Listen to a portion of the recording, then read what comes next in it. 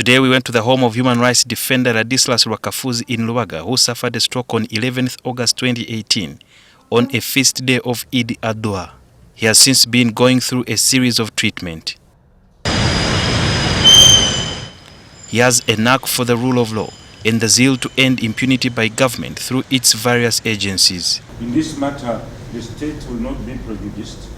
Rakafoos was behind the release of over 20 sheikhs who had been arrested following the murder of former AIGP Felix Kawesi. My office is at Uganda House. I normally leave late because I do most of my writing at night. Rakafoos reached home and as a routine he had dinner and went to bed. And in the middle of the night, that was when he realized something was wrong. I felt like going to the bathroom. So when I tried to switch on the light which is just immediately above my bed, I felt I could not manage it. But I think somehow I switched it on. Then the urge to go to the bathroom was very, very serious. I felt I could not walk normally to go to my bathroom, which is just a few meters from my bed. Then I realized that one of my hands seemed to be not part of me. So I could not tell what had happened.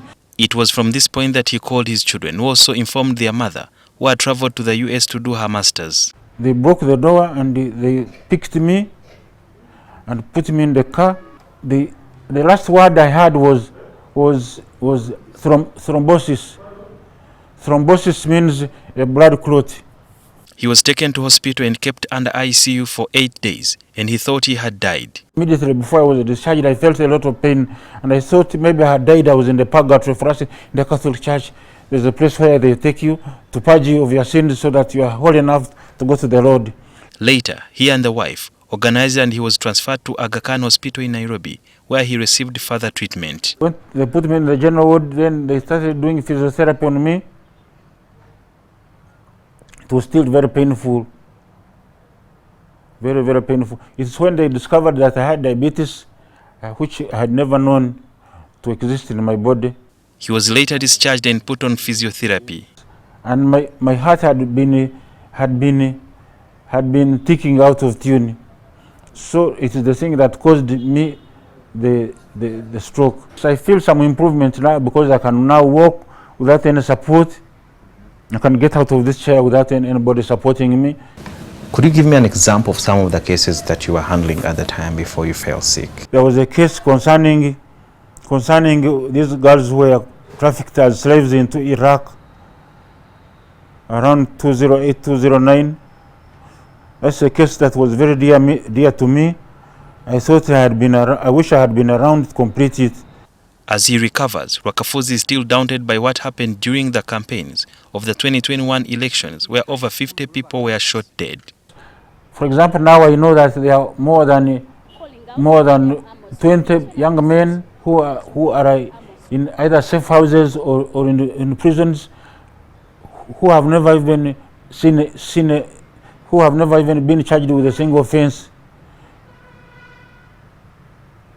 I thought I've been urging my colleagues to make a list of these people so that they can go to court about it, because there are many parents, there are many families who are missing their loved ones, and I have not seen a single case being brought to court over the people who lost their lives. In the case of Kawempe North MP Muhammad Segirinya, in Machinde West MP Alan Sewanyana, Rakafoos believes more should be done. I would have done much better than the little I contributed recently, because every time I sit on my desk I feel a lot of pain, so I cannot think well.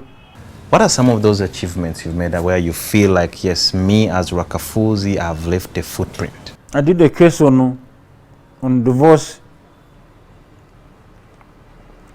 which helped to bring out a new practice that people who do not want each other anymore can agree and to divorce.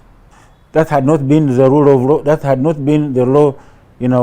Everybody had to prove how dirty the other party is.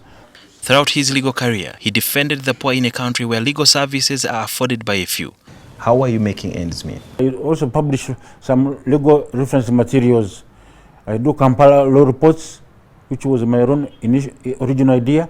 I do compile law reports, which is purchased throughout the world, including Harvard. They always take copies. Although he has not worked for 4 years, Rwakafuzi recounts that the network he established when he was well came in handy. I've not worked for 4 years now, but I've never starved. My children have completed the university, yet I had not yet completed paying their fees when I fell sick. But what should he be remembered for? I stand for rule of law. Rule of law gives happiness to all of us. Today we call it rule of law, but in short it is love for everybody, wishing the best for each other, and making sure that nobody is made to suffer on account of another.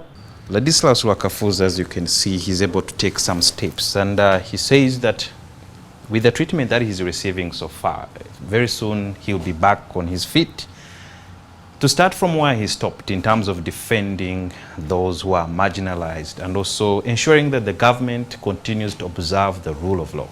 Sudhir Byaruhanga, NTV.